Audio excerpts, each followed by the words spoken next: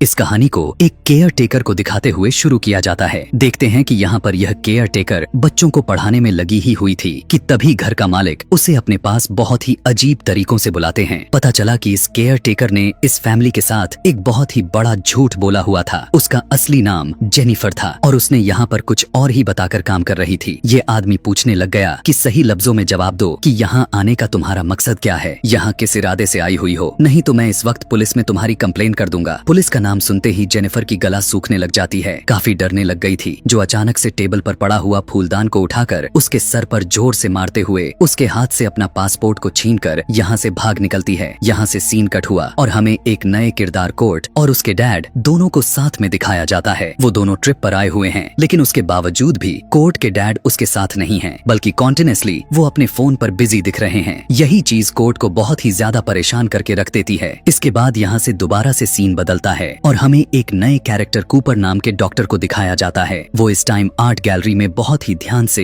एक पेंटिंग को देखे जा रहे थे, जिसमें किसी का अजीबो गरीब तरीके से ऑपरेशन हो रहा था। यह देखते ही कूपर को अपने पास्ट के विजन आने लग जाते हैं। यहाँ से एक एक करके हमें इस कहानी मूवी के काफी सारे कैरेक्टर्स दिखने लग जाते हैं और ये पूरी कहानी दोबारा वापस जेनिफर की तरफ लौट आती है। पुलिस से बचने के लिए वो अपने भेस को होमलेस लोगों की तरह बनाकर सड़क के किनारे रात गुजारती है और सुबह उसकी आंख पुलिस की सायरन बजने से ही खुल जाती है। वो यहाँ इतना ज्यादा घबरा गई थी कि वो फौरन यहाँ से निकलना चाहती थी। आगे जाते टाइम उसे अपने सामने एक बस दिखाई दी। वो उस बस में चढ़ने लग गई तो कंडक्टर पूछने लग गया कि तुम्हारी टिकट कहाँ है। वो टिकट ढूंढने का नाटक करने लग जाती है। यह देखकर ड्राइवर कहने लगा कि कोई बात नहीं, तुम बस के अंदर चली जाओ, मैं अपनी बस में हमेशा तुम जैसे लाचार यानी गुनाहगार इंसान की जगह बनाए रखता हूँ। उसकी बात को सुनकर जेनिफर को बहुत ही अजीब लगी थी, लेकिन कंडक्टर हंसकर कहने लगा, दिल पर मत लो, मैं मजाक कर रहा हूँ। बस के अंदर हम देखते हैं कि जिन लोगों का पहले इंट्रोडक्शन करवा दिया गया था वो सभी के सभी इसी बस के अंदर सवार हुए थे। यहाँ से टूर को शुरू कर दिया जाता है। बस ड्राइवर इन्हें एक दूसरी साइड पर लेकर जाता है जहाँ पर बहुत सारी विंडमिल्स थीं। इसी तरह से ये एक बहुत ही बड़ी विंडमिल के पास आकर रुकते हैं। सभी यहाँ पर पिक्चर्स बना रहे थे। पोर्ट भी अपने डैड के साथ में पिक्चर लेना चाहता था, मगर अभी भी वो अपने मोबाइल पर बिजी थे। यह देखकर यहाँ वो और भी उदास हो जाता है। सभी लोग एंजॉय करते हैं और उसके बाद बस में सारे लोग वापस से सवार हो जाते हैं। बस में चढ़ते वक्त जेनिफर के बैग से उसकी मेडिसिन गिर गई और डॉक्टर कूपर इस मेडिसिन को उठाकर उसे काफी ध्यान से देखने लग जाते हैं और बाद में जेनिफर को देखते हैं और कुछ न कहते हुए उस मेडिसिन को वापस जेनिफर को दे देते हैं। यहाँ से अब वापस आने का रास्ता शुरू हो जाता है और एकदम से जेनिफर की आंख लग जाती है। अपने ड्रीम्स में वो देख पाती है कि उसके डैड उसे उसी तरह से मार रहे थे जो उसके अपने बचपन के साथ होता था। इस सब से वो इतना ज्यादा डर गई कि वो चौंक कर उठ खड़ी हो गई। यहाँ वो अभी उठी ही थी कि उसे यहाँ और भी एक डरावनी चीज दिखाई दे पड़ गई। दरअसल उसके डैड इसी बस के सामने खड़े हुए थे। जल्दी से शोर मचाकर वो बस को रुकवा देती है। उसने बाहर जाकर चेक किए तो बाहर कोई भी नजर नहीं आ रहा था। उसे यहाँ लग रहा था कि शायद यह उसका वहम होगा, इसीलिए वो बस में आ गई। सफर दोबारा से शुरू होना था, लेकिन अब बस को पता नहीं क्या हो गया था कि वो यहाँ से चलने की नाम ही नहीं ले रही थी। मूल भाषा में कहें तो बस चालू ही नहीं हो रही थी। ड्राइवर सभी पैसेंजर्स को शांति बनाए रखने के लिए कहता है और खुद नीचे उतरकर प्रॉब्लम चेक करने के लिए जाता है, लेकिन बाहर से तो इस बस में कोई प्रॉब्लम नजर नहीं आ रहा था और बस भी तो नहीं चल रही थी। वो कहने लगा कि अब हमें यहीं पर रुककर मदद का इंतजार करना होगा, लेकिन उसका यह आइडिया काफी बकवास लग रहा था। कुछ लोगों को जरूरी के लिए शहर वापस भी भेजना था। वो लोग सोचने लग गए कि क्यों ना खुद जाकर मदद बुला लें। तब ड्राइवर यहाँ इन्हें बताता है कि यहाँ से उस पॉइंट्स की दूरी लगभग 1 घंटे की है। उसका कहना था कि अप डाउन के लिए 2 घंटे लग जाएंगे। उसकी बात को सुनकर जो आदमी इस आइडिया के लिए तैयार भी था अब वो भी रुक जाता है। जेनिफर कहती है, काफी रात का वक्त हो चुका हुआ है, हम यहाँ पर नहीं रुक सकते, चलो करीब के विंडमिल पर जाते हैं, जिसे मैंने अभी रास्ते में ही देखी हुई थी। लेकिन जब यहाँ पर कूपर को उनका एक साथी अपने पास मौजूद लाए मैप को चेक करते हैं तो यहाँ उन्हें करीब कोई भी विंडमिल मार्क नहीं मिलती। तब जेनिफर कहती है, अच्छा ठीक है, मैं खुद ही वो जगह को देख आती हूँ। यहाँ से एक लड़का भी उसके साथ चलने के लिए रिक्वेस्ट करता है, जबकि वो मान भी जाती है। जैक रास्ते में जेनिफर से बातें करता जा रहा था और उसे अपने बारे में बता रहा था कि तभी अचानक से उसकी पैर रास्ते में रखे गए जूते पर पड़ जाती है, जो बिल्कुल नए दिख रहे थे। यहाँ जैसे ही वो उस जूते को उठाता है तो यहाँ उसके आंखों के सामने ही एक खौफनाक मंजर चलना शुरू हो जाता है, जिसमें वो खुद ही एक औरत को बहुत ही बुरी तरह से मार रहा था कि तभी यहाँ पर एक अदृश्य चीज यानी एक ना दिखने वाली चीज आ जाती है और यह चीज, यह एंटिटी अपने हाथ में अजीब टूल लिया हुआ था।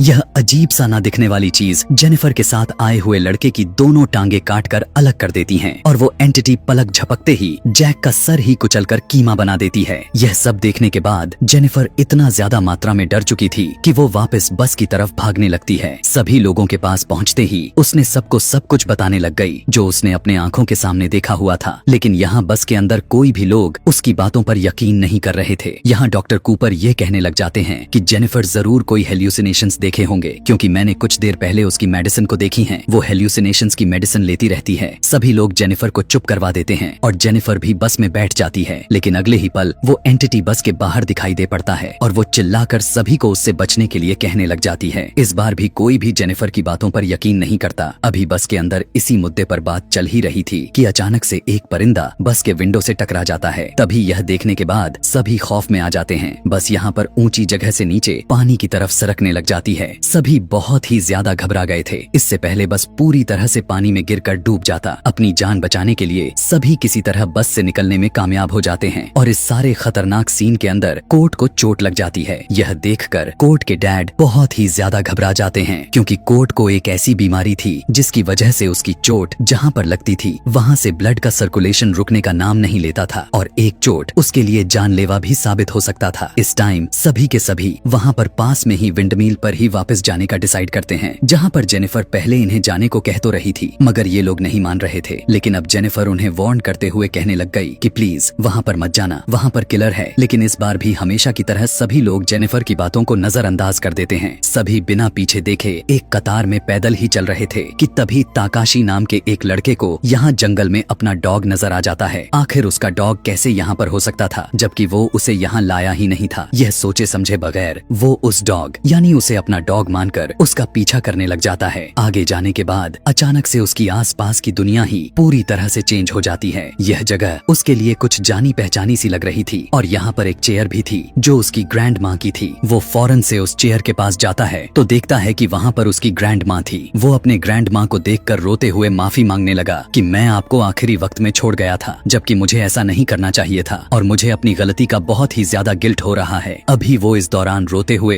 अपने आप में ही मग्न हुआ ही था कि तभी हमने देखा कि वो एंटिटी, वो किलर अब उसके पीछे आकर खड़ा हो चुका है। इधर बाकी लोग भी उस विंडमिल के अंदर पहुंच जाते हैं। ड्राइवर सभी को यहीं पर रुकने को कहता है और खुद यहाँ से बाहर चला जाता है। डॉक्टर कूपर कोर्ट के जख्मों का इलाज करते हैं और कोर्ट के पैनिक हुए डैड को यकीन दिलाते हैं कि आपका बेटा बहुत ही जल्द ठीक हो जाएगा। अब यहाँ पर जेनिफर नोटिस कर पाती है कि एक आदमी यहाँ से गायब हो चुका है, वही जो अपने डॉग के पीछे भाग कर गया हुआ था। बस क्या इतना सुनते ही सभी लोग पैनिक हो जाते हैं और आपस में ही बहसबाजी करने लग जाते हैं। यहाँ पर कोर्ट इनकी लड़ाई से तंग आ जाता है और उन्हें कहने लगा कि बस करें क्यों, छोटे बच्चों की तरह आपस में ही लड़ झगड़ रहे हो। इस बीच यहाँ पर ड्राइवर को यहाँ से कुछ सदी पुराना एक डॉक्यूमेंट मिलता है। इसमें एक मिलर की मौत की सजा के बारे में लिखा गया था। यहाँ पर मैं आपको बताता चलूं कि मिलर वो होते हैं जो इन विंडमिल्स को चलाया करते हैं। मिलर को मारने की सजा इसलिए दी गई थी क्योंकि उस पर इल्जाम लगाया गया था कि उसने डेविल यानी शैतान के साथ कोई डील कर ली थी। यह सुनकर कोर्ट के डैड इस बात को इग्नोर कर देते हैं और ड्राइवर से कहने लग जाते हैं कि इतनी अजीबों गरीब बातें करने की यहाँ जरूरत नहीं है। यहाँ हम सभी जानते हैं यह सब दुनिया में कहीं पर भी एग्जिस्ट नहीं करती हैं और अगर करती भी हैं तो आज के दौर में ये सब बिल्कुल भी सामने नहीं आती। डॉक्टर कूपर को यह कहानी काफी इंटरेस्टिंग लगने लग जाती है और वो इस कहानी को दोहराने लग जाते हैं। इसमें लिखा हुआ था कि एक मिलर ने अपने रूह को शैतान को बेच दिया था ताकि उसकी विंडमिल की ब्लेड्स बगैर हवा के ही चलता रहे। एक दिन गांव का एक इंसान नोटिस करता है कि इस मिलर के आटे के बैग से एक इंसानी दांत निकला हुआ था। उसे शक हुआ कि कहीं यह मिलर कुछ गलत तो नहीं कर रहा। उसने चुपके से उस पर नजर रखी तो उसे एक खौफनाक मंजर उसे यह देखने को मिला कि ये मिलर इंसानी हड्डियों को अपनी आटे वाली चक्की में पिस रहा था।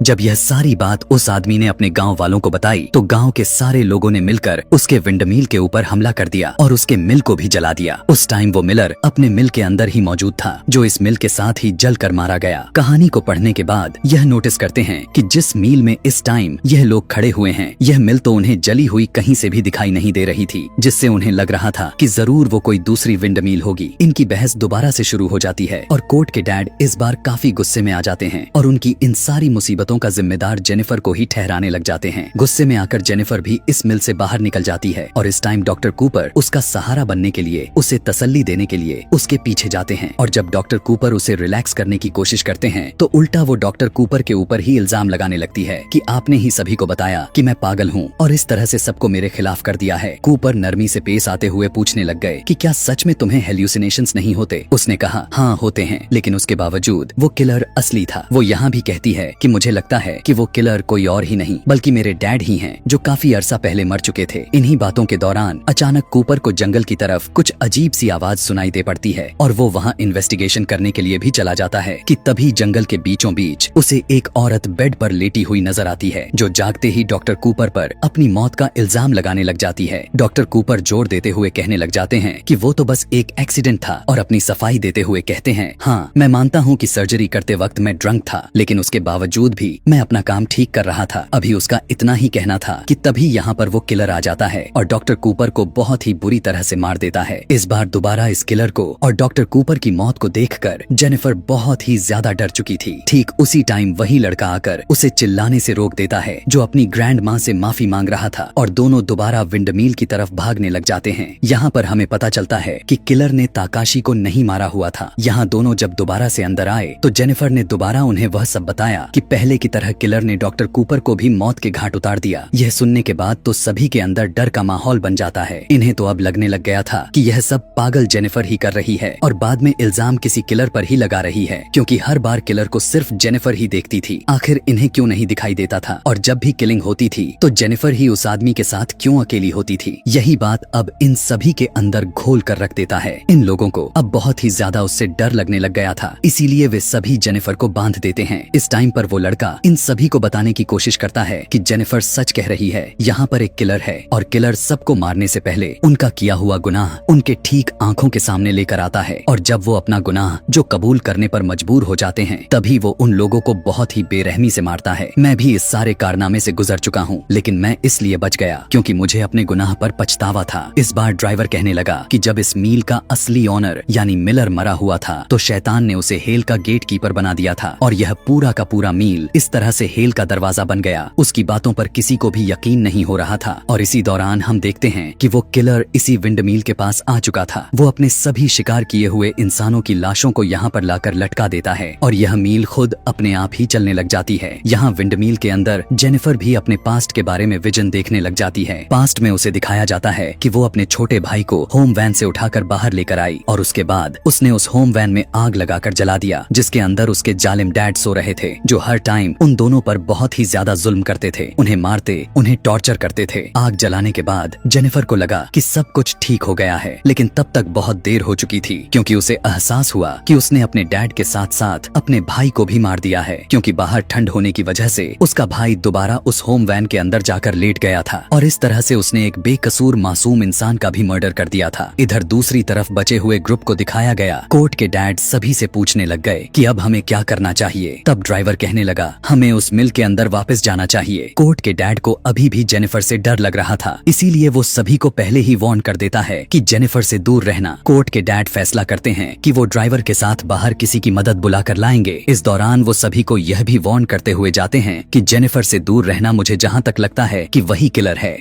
उन दोनों के जाने के बाद कोर्ट उन दोनों से पूछता है कि ताकाशी जो सब कुछ कहा है, क्या आप उस पर यकीन करती हैं? तब वो लड़की कहने लग गई कि मैं श्योर तो नहीं हूँ, लेकिन मुझे लगता है कि शायद वो सही कह रहा है, क्योंकि मैंने भी एक गुनाह किया हुआ है। मैंने तरक्की हासिल करने के लिए अपने ही को मॉडल को ही मार दिया था, जो मेरे साथ करती थी, क्योंकि उसे मुझसे ज्यादा तारीफें मिलती थी। अब वो लड़का ताकाशी, जिसकी जान उस किलर ने छोड़ दिया था, वो फैसला करता है कि वो इस किलर से बात करेगा और जानेगा कि आखिर वो क्या चाहता है। इसीलिए वो वहाँ पर आग जलाया और इस आग में उसे थोड़ी सी उस मिलर की झलक नजर आ जाती है और अनजाने में उसे पता चल जाता है कि वो किस तरह से वो इस किलर से बच सकते हैं। उसे लगा कि अगर वो इस विंडमील को जला देते हैं और हेल के इस दरवाजे को ही खत्म कर देते हैं तो वो लोग इस मुसीबत से निकल पाएंगे। इधर अचानक एक मॉडल को बाहर एक अजीब आवाज सुनाई दे पड़ती है। आवाजों का पीछा करते हुए वो जैसे ही बाहर जाती है तो हवा में बहुत सारे लॉलटेंस लटके हुए नजर आते हैं, जबकि उन्हें किसी चीज का सपोर्ट भी नहीं दिया गया हुआ था। वो देखती है कि यहाँ पर एक गड्ढा भी था जिसके अंदर बहुत सारा सारा पानी था, जिस दौरान वो पानी में देखना शुरू कर दी और इसी पानी के अंदर उसे एक बहुत ही खौफनाक विजन नजर आ गया। उसने देखा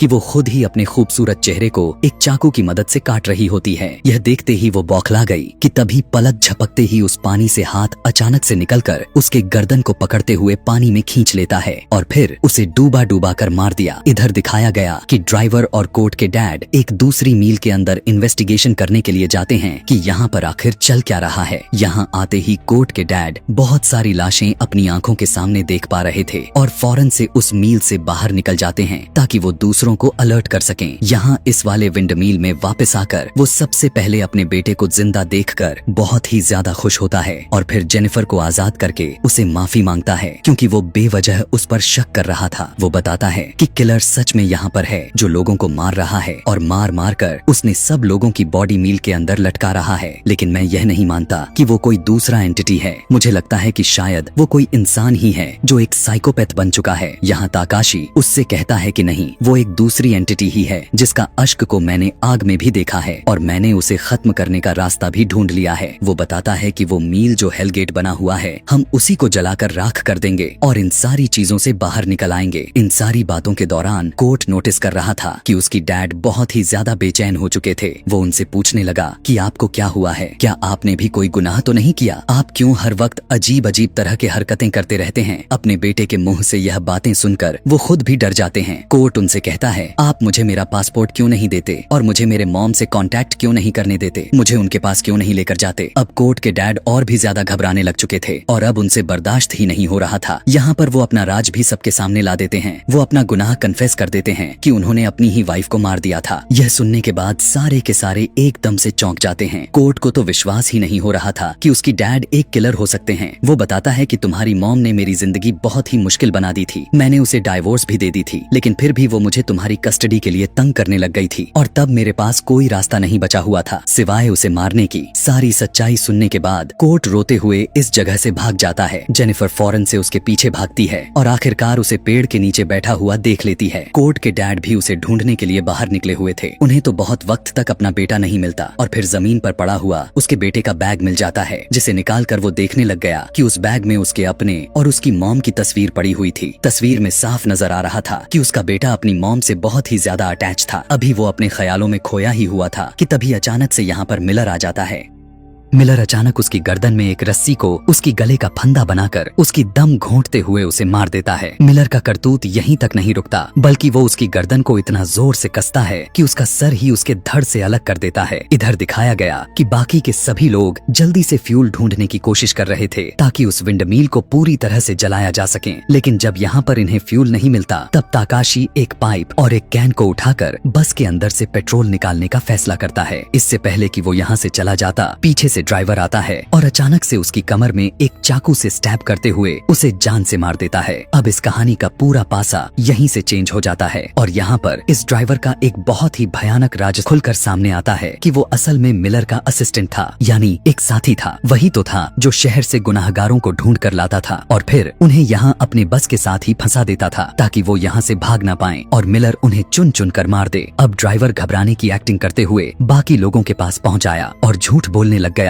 कि ताकाशी भाग चुका है और मुझे अकेला छोड़ गया। वो इन सभी लोगों से यह भी कहने लग गया कि हमें अभी भी पेट्रोल को ढूंढना चाहिए ताकि हम उस मील को जला सकें। अब बस 3 ही लोग तो थे जो बच गए थे, ड्राइवर, जेनिफर और कोर्ट। वो तीनों बस की तरफ गए। जेनिफर बस के ऊपर चढ़कर अपनी बोतल के अंदर पेट्रोल भरती है और ये जल्दी से उसी मील के पास वापस आ जाते हैं। इससे पहले कि ये लोग इस मील को जला देते, ड्राइवर जेनिफर को वार्न करने लग गया कि इस मील को जलाने के बाद भी यह हेल का गेट भी खत्म नहीं होने वाला, क्योंकि लोगों को अपनी गुनाहों की माफी इतनी आसानी से नहीं मिलती। वो ड्राइवर की बातों को इग्नोर करते हुए हर जगह पेट्रोल डालती है और आग लगाने के लिए पीछे मुड़ती ही है तो वो देखती है कि पीछे मिलर खड़ा हुआ था। जेनिफर मदद के लिए जोर जोर से चिल्ला चिल्ला कर ड्राइवर को बुला रही थी, लेकिन वो ड्राइवर तो खामोशी से खड़ा होकर यह सारा नजारा देख रहा था। जेनिफर जब अपने आप को बचाने की कोशिश में थी तो उसी टाइम पर वो एक विजन देख पाती है कि उसके डैड का भूत उसके ऊपर हंस रहा है। यह देखने के बाद उसे इतना ज्यादा गुस्सा आता है कि वो पास में पड़ी हुई हड्डी जो पहले यहाँ आए हुए लोगों की थी जिसे मिलर ने मारा हुआ था, उससे वो जोर जोर से उसे मारने लग जाती है। लेकिन तभी वो होश में आ जाती है। उसे पता चलता है कि जो अभी उसने देखा था दरअसल वो भी उसकी नजरों का धोखा था और वो अभी भी मिलर के कब्जे में ही थी। इधर ड्राइवर आखिर बचे हुए सर्वाइवर यानी कोर्ट को मारने की तैयारी करने के लिए उसे मील के अंदर लेकर जाता है। लेकिन अब कोर्ट अपने होश में आ चुका था। अपने आप को बचाने के लिए वो ड्राइवर को चकमा देता है और मील में अपना लाइटर जलाकर फेंकते हुए जल्दी से इस मील से बाहर निकल आता है। दिखाया जाता है कि मील के जलने की वजह से मिलर के बॉडी में आग लगने लग जाते हैं और ड्राइवर भी विंड मील के अंदर ही था, यानी दोनों अब मर गए होंगे। लेकिन यहाँ पर दिखाया जाता है कि ड्राइवर तो अभी भी जिंदा पड़ा हुआ था। उसने दोबारा से कोर्ट पर हमला किया और कोर्ट को बचाने के लिए जेनिफर जलती हुई मील के अंदर चली गई और उसने बिना सोचे समझे ड्राइवर के गले पर हमला करके उसका गला को ही काट दिया। इसके बाद वो कोर्ट का हाथ पकड़कर जलती हुई मिल से बाहर निकल आती है और फाइनली यह दोनों अपनी जान बचाने में कामयाब हो जाते हैं। अब जाकर इन दोनों के सांस में सांस आई हुई थी। इन्हें ऐसा लग रहा था कि जैसे यह बस एक बुरा सपना था जो खत्म हो गया। जिंदा बचकर यहाँ दोनों मुस्कुराते हैं। उनकी खुशी बस कुछ पल की ही थी, क्योंकि उस खौलती हुई आग में से मिलर बाहर निकलता हुआ दिखाई देता है और अचानक से अपने चेन को फेंकते हुए जेनिफर को मार देता है और उसकी लाश को जलती हुई मील के अंदर खींच ले जाता है, जिसके बाद वो जल रही पूरी मील गिर जाती है। और यहीं से सीन को काटकर अगले मॉर्निंग का टाइम को दिखाया गया। यहाँ पर सब कुछ दोबारा से नॉर्मल हो चुका था। हम दोबारा ड्राइवर को जिंदा देख पा रहे थे, जो शहर में दोबारा वही बस लिए खड़ा था जो बस पानी में डूब गई थी। इस टाइम भी वो सिनर्स यानी पापी गुनहगार लोगों को चुन चुन कर ढूंढ रहा था ताकि मिलर उन्हें अपना शिकार बना ले। एक आदमी जिसके पास जेनिफर की तरह ही टिकट नहीं होती, ड्राइवर यह कहते हुए आने की परमिशन दे देता है कि तुम जैसे पापियों गुनहगारों के लिए मैं हमेशा एक सीट तैयार रखता हूँ। जेनिफर की तरह उस आदमी को भी बात समझ में नहीं आती। तब ड्राइवर उसकी बात को मजाक में टाल देता है और यहाँ पर हमें पता चलता है कि वो सारा इंसिडेंट जो हुआ था वो अब कभी नहीं रुकने वाला और ऐसे ही सदियों तक चलता रहेगा। और इस तरह काफी अजीब से एंडिंग के साथ यह पूरा कहानी यहीं पर खत्म हो जाती है। ऐसे ही इसी तरह के मूवी एक्सप्लेनेशन वीडियोस और भी देखने के लिए कमेंट में नेक्स्ट लिखना